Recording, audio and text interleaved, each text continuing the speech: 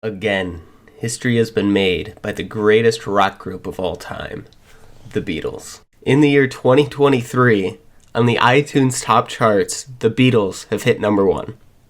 That's absolutely mind-boggling. In February of 1964, almost 60 years ago, the Beatles hit the number one in the US charts. And here we are today, the Beatles are doing it yet again. Now, you might say I'm a bit of a Beatles fan. In elementary school, people knew me as the Beatles fan, which is kind of funny. But, I might have a couple Beatles memorabilia items around here, and I'm very happy to say there's a new one in the mix. Now, I'm just going to explain to you how excited I was for this release. When the song originally dropped on YouTube, I was within the first 2,000 people to click on it. And as I'm watching, or I should say listening to the song, the views just rolled up and up. By the time I was at the end of the song, it had surpassed 100,000 views. Like, that's boggling. Absolutely mind-boggling. And when the music video dropped, I was within the first 200 at the premiere of the music video on YouTube. But, you're not here to hear about me. You're here to listen about the Beatles. So now on this album, Now and Then, it features two songs. The new single, Now and Then, and a fully remastered version of their first song, Love Me Do. Love Me Do was originally released to the UK on October 5th of 1962, and it was again released in the US on April 27th of 1964. The original recording of Love Me Do was in June of 1962 with Pete Best on the drums, the original drummer of the Beatles, but wasn't released until 1995 on the first Beatles anthology. The second version was recorded 3 months later featuring Ringo Starr on the drums, the one we all know and love.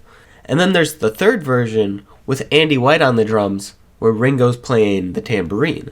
That was released onto the albums. But that one's not important. We're not here to talk about that. We're here to talk about the version we're listening to on the Now and Then record. Now let's discuss Now and Then.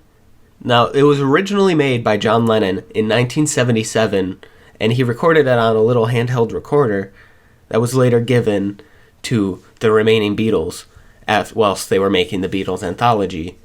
But it was just too grainy, and there was no way to really separate the piano playing with John's vocals, and at some points it was just too bad to even worry about. So, after only 2 days of working on the song, they shelved it.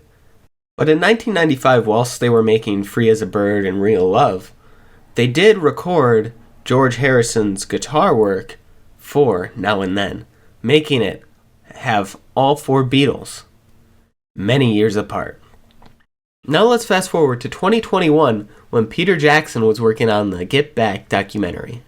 During the making of this documentary, all this technology was developed that allowed John's voice to be separated from his piano on the Now and Then recording. So Paul and Ringo thought it would be a great idea to take the time to officially finish the song. And I gotta say, I'm very glad that they did. Now I have heard the song several times already, but one thing I have yet to do is listen to it with headphones. Because you can't fully experience a song until you listen to it with good headphones on. Now that may not be true for you, but it's very true for me. I can't fully appreciate a song until I put headphones on and listen to it. So that's what I'm going to do now. Let's start off with Now and Then, go into Love Me Do, and then I'll be back with you.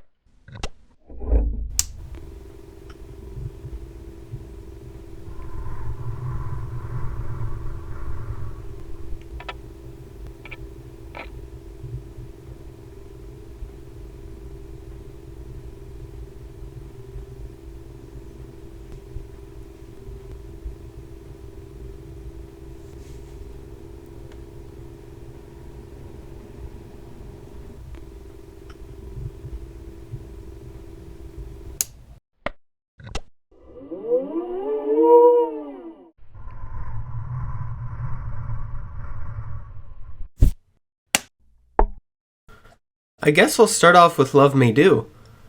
Now, you could hear each part of the song so well.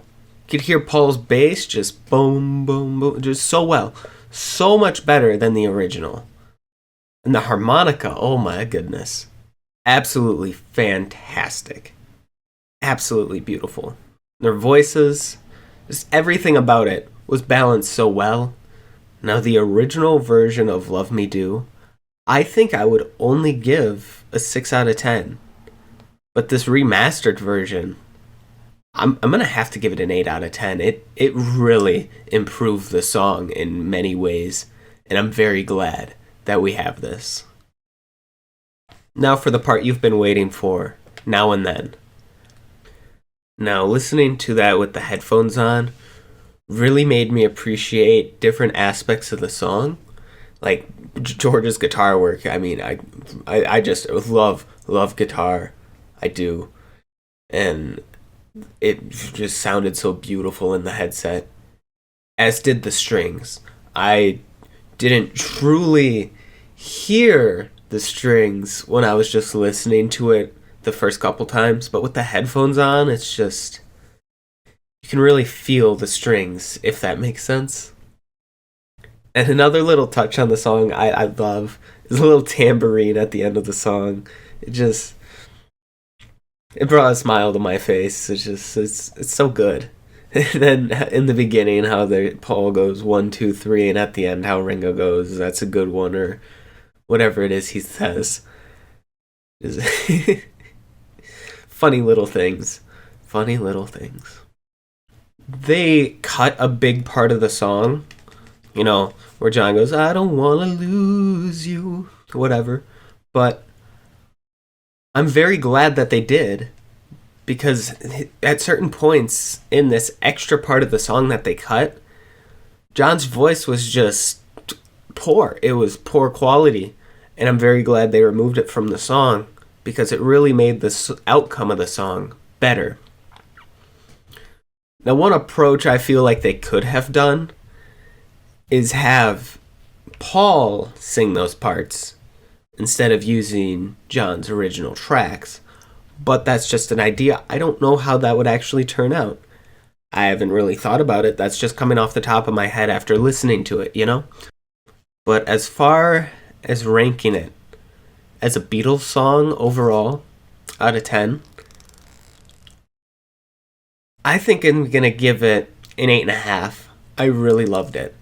Now, of the 3 that were released with the anthology, I'm going to count this one as released with the anthology, which it quite obviously isn't, many, many years later. I'm going to put it right under Real Love at my number 2 of the 3 songs. Now, don't get me wrong, I loved Free as a Bird, but it's just not one of the Beatles songs I'm always going out of my way to hear. Now, I wouldn't say there's any bad Beatles songs. That's just me. I'm just a giant Beatles fan. I love the Beatles. I love next to everything they do. The Beatles have been a huge part of my life. They've been extremely influential on me and on millions of people over the span of decades. And they will continue to be influential on the years to come. Thank you for watching. Goodbye.